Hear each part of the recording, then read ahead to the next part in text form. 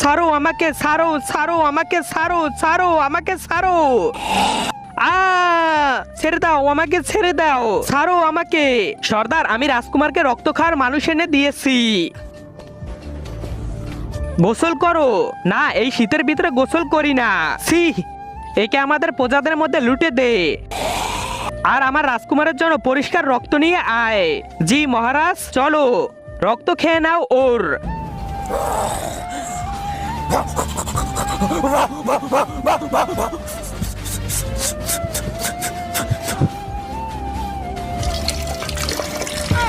আরে সর, কি হয়েছে আমার রাজকুমারের?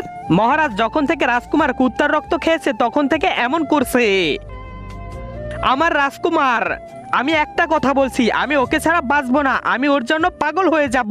মায়ের কসম, আমি আমার গায়ে চাকু মেরে দিব। আরে ও কার রক্ত খেয়েছে মহারাজ?